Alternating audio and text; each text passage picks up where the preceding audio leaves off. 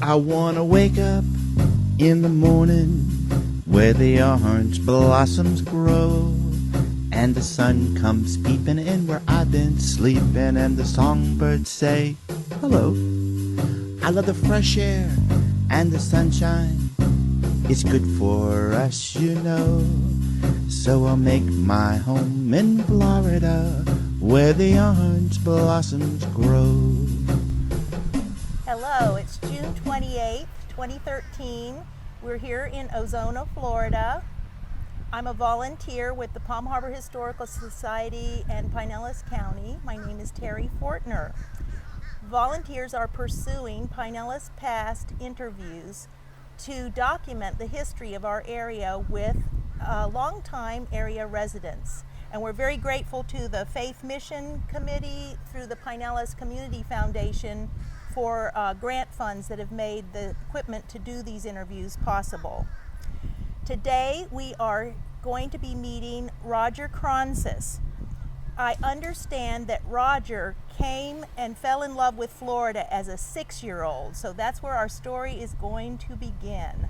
Roger, please tell us. Hello, Roger. Thanks, Terry. So good to be with you. Please tell us about how you first came to Florida. Yes, 1941, the summer before the war. With that in mind, I swam in warm water and enjoyed the sun like I never did in Ohio. The bad part was the war began, and for 6 years or so we couldn't travel. I was in Florida most of that time, especially in the winters, at least in my mind. I couldn't get it out, how warm and lovely it was all year. With that in mind, by the time the war ended, 46, no gas to travel. 47, we were allowed to travel. And we came back to Florida, and it was better than I remembered. By the time I was 20 years old and married my sweetheart, we came to Florida. I told her I was going to take her to the most beautiful place in the world. And we spent our honeymoon here and moved within 6 months to the Clearwater area. Luckily, and I say luck being a part of it, things fell into place. I ended up with a job in the post office in Dunedin. I was there for 30-some years, not necessarily Dunedin, but in the Postal Service. And I've been retired now 24 years. So they've been footing my bill for food for 55 years, and I have nothing bad to say against the post office. Obviously, in the meantime, when I was delivering mail, especially in Dunedin, I met some of the most wonderful people that you can imagine. And I mean truly wonderful. They told me things that were pertinent to their families and their childhoods. And as I rode bicycles and walked through Dunedin, I pictured all these places, and I spoke with these folks and their children. And many years later, their grandchildren who looked me in the eye, they were that far. I've been blessed to live in this part of the country, especially this little spot on the West Coast we all call home. I think you just covered how you got to Florida, the fact that you came back as a young man at the age of 20 with your new bride, you established your residency, you began to work for the Dunedin Post Office, for the United States Postal Service. Would you tell us just a little bit about who was the postmaster at the time and what your daily job comprised? What comprised your daily job? Yes, at that time there were 6 letter carriers in Dunedin and 3 window clerks, so it wasn't a big place. In fact, the state of Florida had 3.5 million people in it, not the close to 20 that we have today. So it truly was a different spot.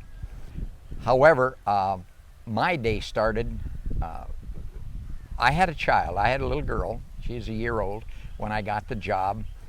And the people in the Dunedin post office were more than helpful. They would take a half day off when they knew I wouldn't work, and they went home and did yard work, painted their houses, started doing things like that.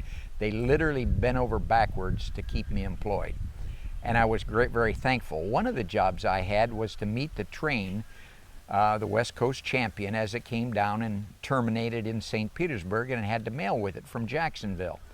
I would pick it up at the post office before 6, take it to the post office, open the post office, put it inside, and Then worked not always all day, but a good part of the day, delivering the mail, delivering special deliveries, collecting mail. They kept me busy because they wanted to help me and my family. I still can't get that out of my head. Can you imagine people bending over backwards to help just a neighbor guy? With that in mind, I'd finish my day putting mail on the train as it left our area. So I had a full day, and the post office was more than just a job. I met people that today I hold as close friends. It was wonderful. You're looking back on that, Roger. You realize you had a job that carried with it a lot of responsibility. It seems to me that the people around you recognized that you were someone that was dependable, and certainly you fulfilled your duties there.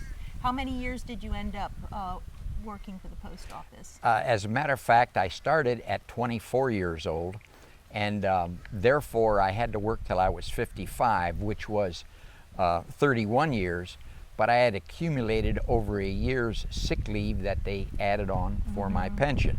I never got sick. I didn't want to miss anything. It was really just that exciting for me. And as evidenced today, and you're in such fine health.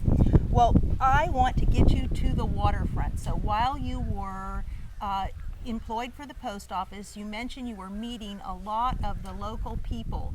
Did you invite yourself to go fishing, or did they invite you to come with them? Well, it was sort of mutual. I would make myself available, and as I met these people, and in fact, one of the main people was a man named George Saunders. He had the fishing company. The building that it was in is still there on the edge of the Dunedin Marina, and he and his wife ran the fishing business. He fished and she sold things at the counter and so on. With that in mind, they had ice. So when I ended up with an early day, and our summers were a lot different than they are now in the respect, they were always this warm, but now we have air conditioning. Back then we didn't have air conditioning. So the fish house with all the ice was a great place to leave when I was finished early. And I did. And speaking with Mr. Saunders and seeing the fish that came in, not only did I get a lot of fish to eat, but I was offered opportunities to go fishing when there was going to be what we used to call a run of fish. Several times a year we'd get more fish than they could catch, and they needed extra help, temporary help, and I would gladly volunteer certain hours. So yes, that worked out mutually great for both of us. And I got to meet up close and personal some of the, I would have to call them heroes of the Dunedin waterfront. They literally took me into their home and introduced me, and it was just so close and personal and so much fun. And that was from about the year 1955 moving ahead. Yeah, I started in the post office at 59. I'd tried to be a fisherman on my own, but I went out 43 days and got 39 of them. And I realized that I wasn't cut out to be a full-time fisherman. Okay. Oh, you even tried that. And when you mentioned Mr. George Saunders, and I believe it was his wife Louise. Does Louise, that ring a yes, bell? and her son, yes, all of them. It was close and personal. Did you happen to meet the Bolger family? Mr. John Bolger, yes, I met him and Mrs. Bolger. She was the most accommodating, sweet lady, wore a bonnet, if you can imagine that. It was just like a dream. And he was a big, rugged fellow that had spent many, many hours of hard work on the waterfront, and a lot of time thinking about the waterfront when he wasn't there. He had worked into a great fishing business. He had a wonderful reputation, and he as an individual was truly one of the sterling characters that I met. Well, I want to mention some other names of fishermen and see if these are people that ring a bell with Sure. you. Did you get to know Walter Pryor and Clarkie Mills? As a matter of fact, both of them. Mr. Mills, I didn't see as much. He was in Clearwater, and he'd come up towards Palm Harbor and Dunedin area, and that's where Mr. Pryor had his business, and I would see them both occasionally, and I didn't do much talking. I tried to do a lot of listening. I learned a lot more. One time I was at Mr. Pryor's business, and he was building a boat, and he had a young man as an apprentice, and as Mr. Pryor walked by the boat, he put his hand down and felt the side of it, and he turned over to the young man and he said, number 43 is a little high, which meant the planks on the side of the boat, he had them numbered mentally, and sure enough, the young man run his hand there and got the planer and started smoothing it down. And I asked Mr. Pryor, I said, Mr. Pryor, how long does it take to build a boat? And he says, all boats take 9 months. That's a pretty interesting statement from a professional. Did that seem like a very long time, or was it to mean that it takes as long as it takes to create something? You can almost take it anyway. He did say 9 months, and he would, like everybody, when you needed help, you hired temporary help, and that's what they did. When you didn't need it, you had your regulars that would work the year around. And even Dunedin, in the middle of town, we delivered the mail. But there were places that we didn't have enough shoppers in town, so on Wednesday afternoons and Saturday afternoons, they closed. The businesses were not open. And a great deal of that had to do with the amount of people in there. They just didn't stay around. They went to the Georgia Hills and the Carolinas to stay cool, no air conditioning, and they did a good job of it. I can kind of remember those days. It was a big deal in the fall when everybody came back from being up north in the cool weather. Yes. Well, did you get a chance to meet, let's say you were in Dunedin area, but how did you come to start hanging out in Ozona a little bit? And some of the fishermen here being the Harts and the Garrisons, the Machays, the Christmas, the Jirocks, and Billy Black, any others? Yes, all of those folks were fishermen, and you want to say good fishermen. The fact is they were historic fishermen. They were really good. They kept the West Coast in fish, especially in our area. Mr. Saunders modified boats. Some of the men modified nets. They learned, they figured different things. Before the war, nets were made of cotton and required that after a usage, they would be hosed down and cleaned from the fish slime and the acids that were on the fish. They would hose it down, and then they would dry their nets on drying racks before they could use them again. And that was, in a sense, that was a way that stopped the overfishing. You couldn't fish every day. By the time the war was over, and nylon, and later on polyester and some of the other things that they made nets out of, you never had to wash your nets. You put them in the back of the boat, and if it rained, they got clean. If it didn't make a bit of difference. They didn't rot. And catches started going up, more people around, they were sold, the fish were sold. But in a sense, it really hit a kind of a low spot when some of the fishing people got, I guess you would call it, permits for purse seines, and they used airplanes to go overhead and spot the fish in the Gulf. And they would be acres of fish in one area. They would telephone, the fellas in the boat would go around, put a net on it. Not only that whole tons and tons of fish were taken, but the bait with it. Everything was removed from the water. And after many years, I say many, probably 6-8 years, it got to the point where it couldn't sustain itself, and it was stopped. Purse seining was stopped in the Gulf. Probably the rest of Florida too, but I was mainly aware of this. And it went on. It went on. They just changed their style a little bit. Modern machinery where the outboard motors as well as inboard motors. It just became more scientific and advanced and literally foolproof. And that had probably a negative effect on the environment. There was just no stopping the relentless catching of fish. It wasn't always easy, but they sure got good at it. Well, I think it may be important for anyone who's listening to the story you're telling us to think back and realize that you've just referenced that say before the years of World War II, a type of fishing that was pursued by local residents, and it was very much a commercial type of endeavor. They were fishing to feed their families and to have something to sell through the fish houses to outside markets. But then after World War II, with the introduction of some of the new types of gear and the durable types, and then what you referenced, which was that they would actually fly over the Gulf to see where the fish were schooling. This led to overfishing. It was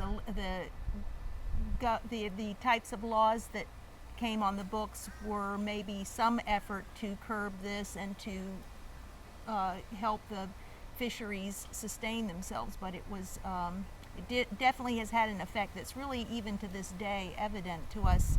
In the year 2013, the Gulf of Mexico is not what it used to be in that century long ago. No question about it. Technology has improved from I guess from a very base standpoint. There's some bad parts to it, but you can't stop technology. You have to learn to live with it. And I believe as long as there's groups that support no one particular group of getting it all, it's certainly a step in the right direction. I'm positive that young people are into it more than some of the old timers. And I don't mean that as a negative factor about the old timers, but let's say about 1960, I went with some of my friends out here towards Honeymoon Island, and we would fish in the bay. It was not uncommon to see flattened beer cans and bottle tops and so on shining in 4 to 5 feet of water. The water was crystal clear. Well, certainly by the 60s, especially the end of the 60s, people began to talk about sustaining resources and not throwing garbage away for someone else to pick up, or obviously no one to pick up. And that group of people, the late 60s and into the 70s, they started picking things up. Well, from my personal standpoint, I began to work more and more at various jobs in the post office, and I didn't fish as much for several years. And I can remember going out one year, and more than the fish we caught or the clarity of the water, I remember looking down and saying, I don't see a beer can. That group of people and the whole idea of being conservative really grabbed hold. And while I thought a lot of times, well, that's silly, I can throw a beer bottle over the side and nobody will know about it, it was important that we not. And it's important today that we not do that. Very important. That's a good perspective. Well, you were telling us about something that I don't think very many people know anything about, and that was how Three Rooker Bar got its name. Will you tell about that? Yeah, I think it's very interesting. When I go out there, I want to tell everybody. They just happen to be busy with all their other things. But I had a very close friend who had an uncle that rented boats in Clearwater at the foot of the causeway. And we got in a boat with a small motor, and we came out to my friend said he wanted to show me where a lot of fish were. And so we came out here north of Honeymoon Island. There was nothing more than telephone poles, I call them telephone poles, power poles, whatever, in the water. There was no through Rooker Bar. There were just, I would say, 50, 60 telephone poles, probably arranged in a somewhat square manner. On top of them were wide boards, and I'm going to guess they were 2x12s, and they were laid flat ways, and they went all the way around. Well, the fact was, they were for the birds to sit on, and maybe even deposit something on there. In fact, that's what they were for. They were there to collect bird guano. You had to get that collected before the rains came. Obviously, everything would wash off, and the local people had a timetable. They would go out there and scrape all that stuff off and distribute it to neighbors. Fishermen and local people around here, to be honest, ate like kings when they ate mullet, mackerel, kingfish, redfish, snook, all of these wonderful things, stone crabs, blue crabs. They were in abundance. That was not a problem. But the problem was getting a lot of vegetables. We didn't have good soil for it. So they would collect the guano, spread it among the neighbors, and the neighbors would literally co-op. One had the tomatoes, one would have the cabbage, another would have another type of vegetable or fruit, and you just bartered back and forth, gave it to each other. Everybody ate good. There were no skinny sick people. They were thin people because nobody was heavy and fat. They all worked hard, ladies included. And it was really a sight to see the cooperation. Well, over the years, of course, the wood planks and everything washed off, broke off, rotted off, and pilings themselves began to collect the sand. And now we have something that's, I guess it's actually in the park system now, that it's Three Rooker and has its laws and everything. When we go out there, I just think it's wonderful. You can't let a dog run free out there. They have areas where the birds nest, and I think that's exceptionally a good thing. Very important, isn't it, to have those places? Well, you've just told a story that is referencing the bird racks, as they were called. Yes. And I believe the Erickson family was one of the families that had the permits to operate these. Did you ever get to meet any of the Ericksons? I met Mr. Wally Erickson a lot of years ago when I was a young man, but he was a very busy fellow, all over the state. I'm not sure, all over the states fishing. He was an advanced fishing type fella, and I spent more and more time at the post office. There are times when people will tell me baseball history, which I really enjoy, and I would think, well, where was I when that important event occurred? And then I would remember, oh, that was during a certain time of year, the post office, we were busy, whether it was tax time or getting ready for Christmas or whatever it was, and just miss those things. Very dedicated to your work. We were. Well, now you mentioned fish, and I wanted you to tell us about the types of fish. There's one fish name, I want to hear how you pronounce it. It's the fish that has stripes like a convict attire, old style convict attire. Okay, now that'll be a sheep's head, and they'll call him the convict fish. And I just wanted to hear you say sheep's head and hear how you pronounced it, because there's some people who say sheephead and some people who say sheep's head. Well, it all boils down to his teeth. He has teeth like a sheep. There you roll go. that little lip up and Did you square ever have teeth. some chowder? As a matter of fact, I have. They're an exceptionally good tasting fish. One of the problems is they're so easy to catch and so close to shore that people literally bypass them. It's sort of like the mullet. They're really delicious fish. I am with you on that. Well, did you have some favorite type of tackle or gear that you like to use when you went out fishing? As a matter of fact, yes. And I had several friends that owned boats over at the Clearwater Marina, and we did a lot of commercial fishing with them. I fished with Mr. Saunders. I fished with Mr. Roush, who was a big fisherman. And fishing for mackerel, there was a lot of night fishing done, and I was invited to go along and pull the net, which I certainly enjoyed doing. Got a share of the fish that we caught.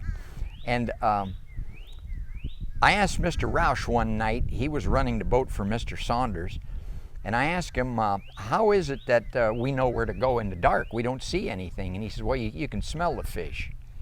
Now, you have to run that through a couple of times. How do you smell fish at night? Well, the fact was, he said, just pay attention, I'll show you. And we were cruising along. All of a sudden, Mr. Roush got all jumpy, and he started steering the boat, and he says, they're over there. Can you smell them? By golly, I could smell fish oil. What it was the mackerel were going through the schools of the small Manhattan type fish, and the oil was floating to the surface, and by golly, you could smell the fish oil. I could smell the fish. Well, he steered the boat over, rang the bell, everybody jumps up, you drop the net and you put a big circle on it, and it took us 5 or 6 hours to pull the net in.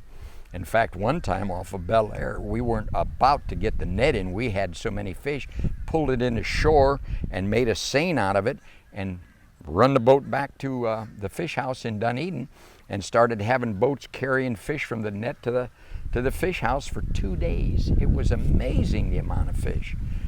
More than that, I did smell fish. You experienced that, one of those great, that was with a mackerel run. Yes, mackerel run. Was that one of your best memories, or do you have some other great adventures, or were there times that you felt that you were glad you got back to ground? well, as you get a little older and you realize you actually can die, or get into a situation, if you have half a brain, you realize I'll never put myself in this situation again. you begin to draw some parameters on when you go fishing and when you won't go fishing. Some were drawn for me by the work when I could get away, and others, of course, when the mackerel were here, as well as other fish, it was time to go. But yes, you learn to be very careful. Everything the fishermen did was worth watching. The way they walked, the way they talked. When they said one thing, it wouldn't be a shout, it wouldn't be a waving of the hands, don't do this, don't do that. If they said don't do this, that meant your life could be in danger, and truly it was like that.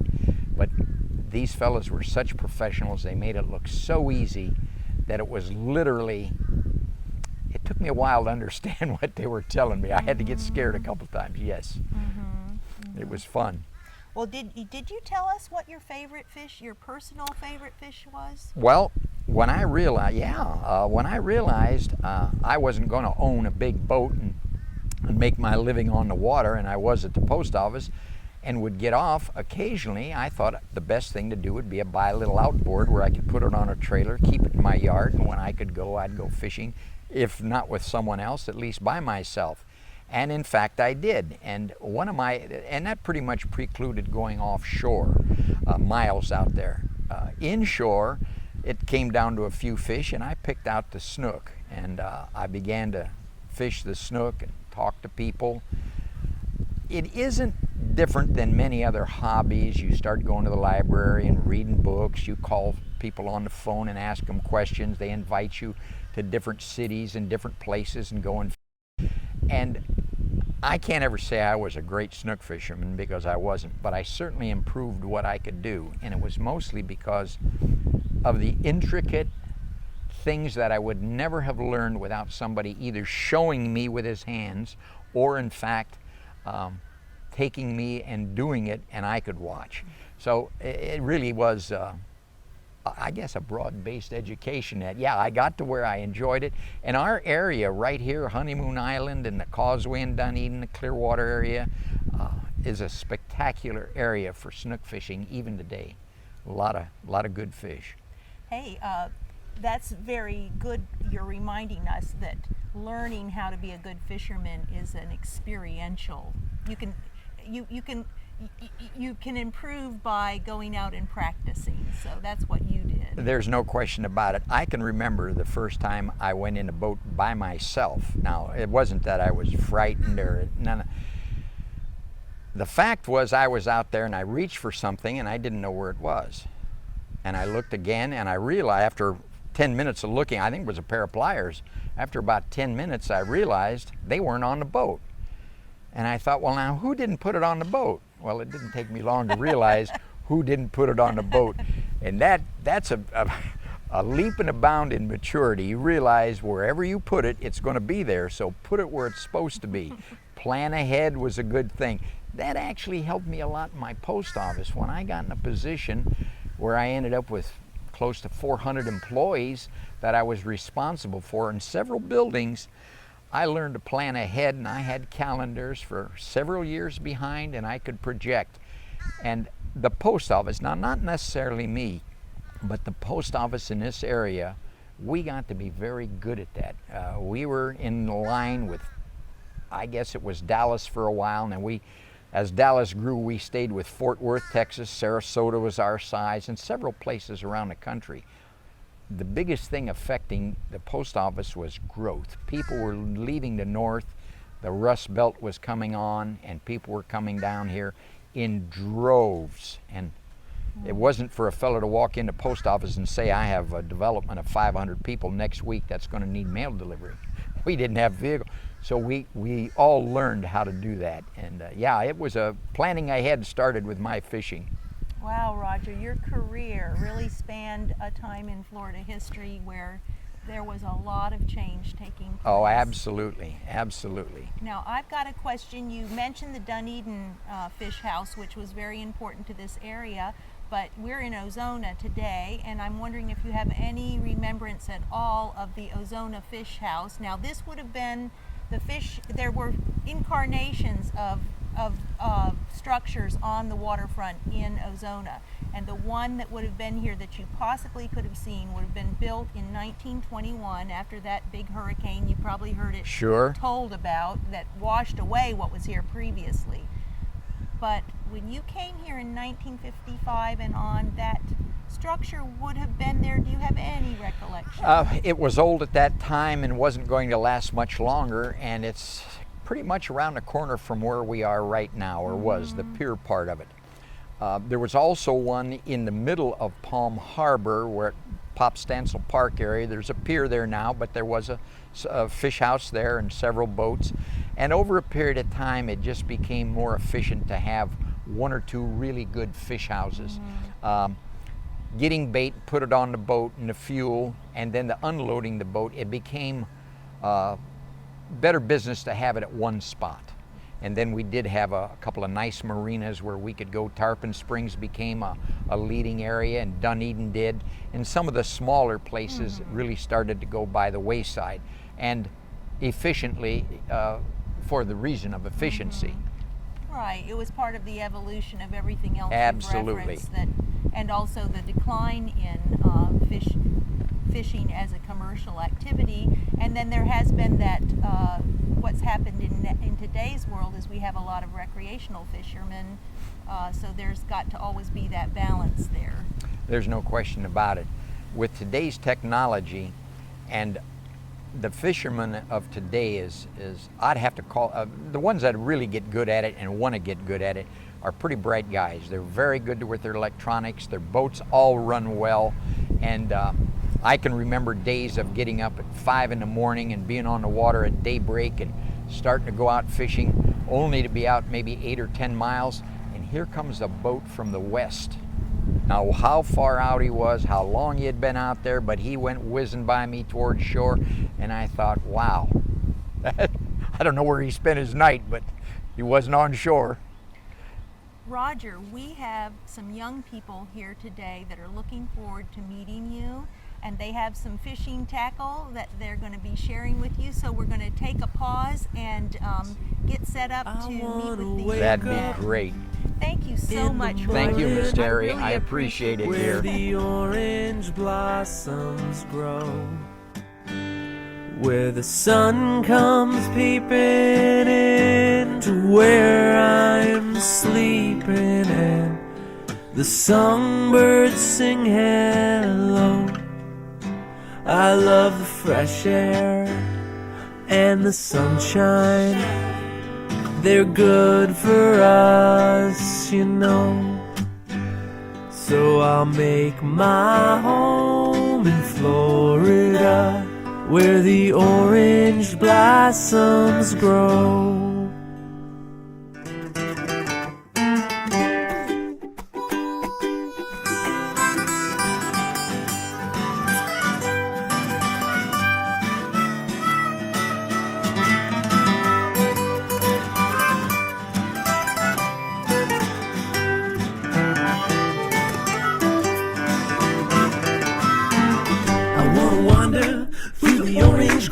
Where the children used to roam, where the sun comes peeping in, where I'm sleeping, and the songbirds sing hello. I love the fresh air and the sunshine. They're good for us, you know. So take me back to Florida, the place that I call home. Yeah, I'll make my home in Florida, where the orange blossoms grow, grow.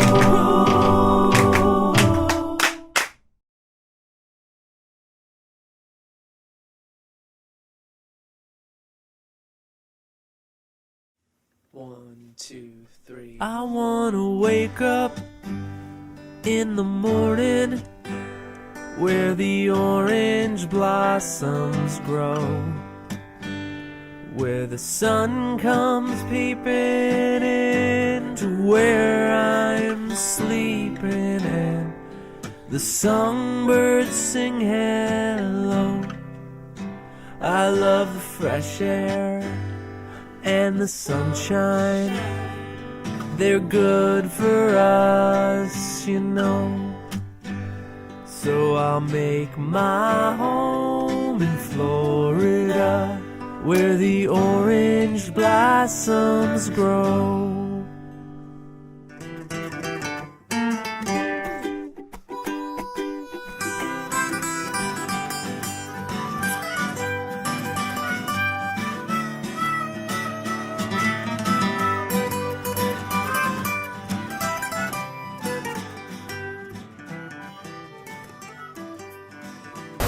the story was he thought about it a day or two, and he began to build one. No plans, just in his head. He saw what he was going to do, and that boat, that pram that he built went worldwide. I know. It taught people all over the world. I know. It's really a famous occurrence. I was in the Dunedin. I never knew he didn't build prams. I thought that was all he ever built. No. He built big ones too. He built everything. He was running the marina in Clearwater. Clearwater, right. Marineways. Oh, I know. I can remember I had a small boat that Mr. Pryor had built, a 20-footer, and I had it at the Dunedin Marina, and it was in the water, so I went to check it one day. And it was about like this. There was a light breeze in the middle of the week, nobody around. And here came a man, and I'm going to say probably the same size, about a 20-foot sailboat. No motor on it. He comes sailing in. He sails. The boat slows down. Soon he does a few more. And I'm standing. Now he's got my attention. I'm watching him. And the boat turns, and it starts going down. He's going to go Gets right into the slip. Someplace. Yeah, right. And he goes down. A few more. Now the boat's barely moving, and he turns, makes a trip, and he puts it in a slip. I had a hard time doing that with my power boats. I'd have to back it up and turn. And the person, after he had his glasses and his hat off, I knew who it was. It was Dr. Krippendorf. Dr. Krippendorf. His daughter was the same age as my daughter, and they've been friends, went through school and everything together. He became a world-class sailor. I mean, he sailed boats that were $1 million yachts because they asked him to come aboard as captain. You imagine? I thought it was pretty good. I didn't know he was world-class. I know. I've tried to land a sailboat on a dock. It was common for people to eat watermelon, laughing and pulling cords. They were gone, you think. Barb, you admire that, right? Well, it wasn't that easy. It truly wasn't. Yeah. And you saw things like that, and I look around. Did anybody see that? It was like a golfer hitting a hole in one. He looked around. Anybody see me do that? Please? But sailing is the kind of thing that you get a feel for it. A feel for the wind, a feel for the tautness of the line, all of that kind of stuff. And it's not easy, but it's not it gets easy, to be a feel. Very intuitive. Yeah, the slightest background takes you into something like horses. You become to do the same thing. You and the horse become one. Yeah. Now you're talking my talk. Well, truly. Now I want to get this kind of spontaneous conversation on film. It's great. Well, let's let. Is anything running? Yeah. Okay. Thank As soon as I knew, 'Cause I said, was so I went over and pushed the button. So I want to.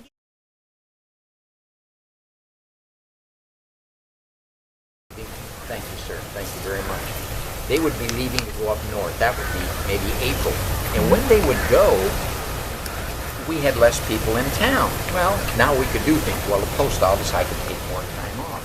And I would go fishing, And I would notice the first day or so that when I was out there, I wasn't doing so good. I kept looking around. I felt disoriented.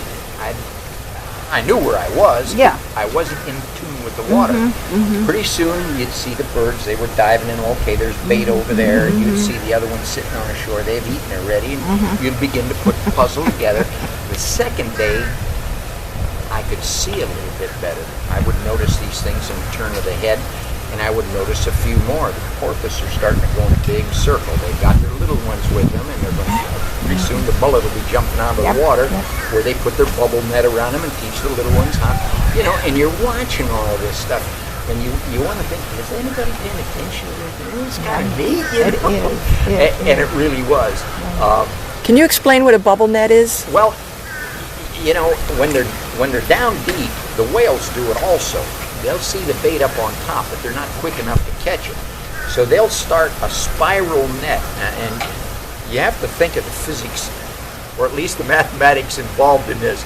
They start on an angle as they're getting closer to the top, but as they're going around, they're letting off bubbles at the same rate, so that the bubbles that started here and the bubbles that started here all are on the top about the same time, forming a net, and the fish won't go outside. And the big guy comes up, he just eats it all, Now, okay, that sounds pretty good.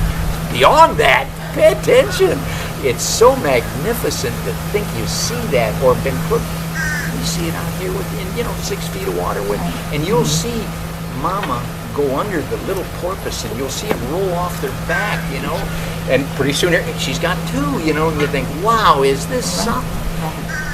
My children have been raised on it. You can go out there now, and here's another interesting one that I found. Like, you don't see the beer caps on the bottom of the water anymore.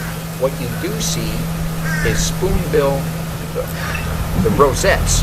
And if you get up, I like to go out to crack of dawn or before. When that sun's coming up, on the inside of Three River Bar, it looks like someone turns a neon sign on.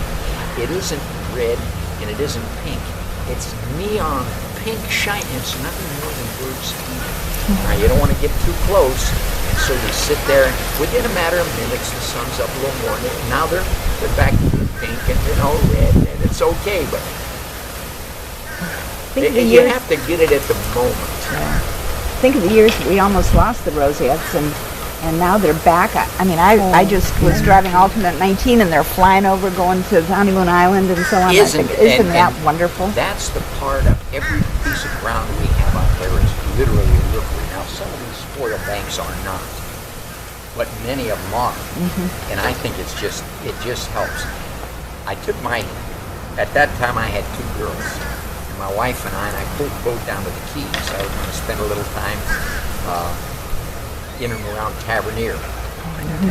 And as I was driving, I thought I saw pink at the side of the road, so I slowed down, I pulled over, and I grabbed the camera, and I went back. And my wife said, "What's the matter? What's going on?" I said, "I see some spoonbills, rosettes. They're looking. I'm going to get a couple pictures." And I went over there, and I got the camera, and there were three of them. Magnificent birds. I didn't take the picture. Two tires thrown away. There was a big oil can with just oil down the side of it. They were all around pink. Now, they probably had been there a long time, and they were rusty.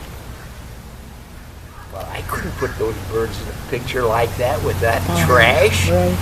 They were magnificent, and that trash all that has, everybody woke up. Sure. Or whoever used to throw it in was either whatever. Roger, do you remember the dates? Did you ever do scalloping out here and up as far as Bailey's Bluff, I guess? That was a great spot. Oh, wasn't that a wonderful? Through here Right. We did too. Then we'd go out in the spoil banks and shell them. I had a friend who was a long-time Florida resident. His last name was Weller, Herb Weller, and his mother lived on the beach. His father had died fishing around there. He later became in the sheriff's department. It used to be called the Sheriff's Patrol. They had two in the north and two in the south, and that was our sheriff's department. And obviously, since then, it became very efficient. But he said, "Let's go scalloping." I said, "Well, what's scalloping?" He says, "A piece of meat as big as your thumb." He says, "It's just delicious." Let's go. So we got a boat, and I thought the trick was collecting. We had a mound like this in the middle of it. We got, you've been there. Yes. You got back, and he said, "Let's stop here under this tree." And he got out of it. I guess, no handle, what do you call that? Yeah. A couple of pots. He says, "Now," and he put the tip, he had a sharp spoon, and he said, "Put it in there." He says, "You can flip this part out," and we did, and when all the internal parts, and here was this piece of meat. He says, "Now get the edge of the spoon and just put it all over it." Well, I must have put about 20 in. Herb, I thought the hard part was collected. He said, "What it is?" He said, "You can't do this without that." Sorry, you could have a whole bucket full of I said, scallop I'll help you get what you want, and but it'd end up being a pint. You got enough, we're done. It was always worth it to me. We worked out there. Sometimes we'd be 2 or 3 hours taking them out of the shell. But oh my gosh, they're so good when they're fresh like that. Marvin Thomas. I wanted you to talk about Marvin. Thank you. Did you remember his brother Ace? Yes, I knew Ace quite well. Always shrugging. It was like an automatic against the mosquitoes. Well, and you know what his background was as a young man. I think you should tell it. Well, I'm not sure about this, and I'm willing to do this anytime. you could see that I'm not an egotist in the sense that I need to be on the camera. I really don't. But when I saw these things, they stuck in my mind.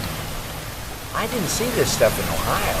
I mean, those guys went to work and they went to the steel mills and they did this and they did that. When they came home, they dug in the garden and got ready to go to the steel mill. This is all adventures on the open sea and all this and that. And as I recall, now again, the story, Ace went in, he was a bright student and he went in as a young man into the Air Force during the Second War, and he became a navigator bombardier. It was a combined job. And when you got on the target, you told the pilot that, okay, this is what we do, and get ready and open the door. The navigator bombardier was in charge, and that was Ace.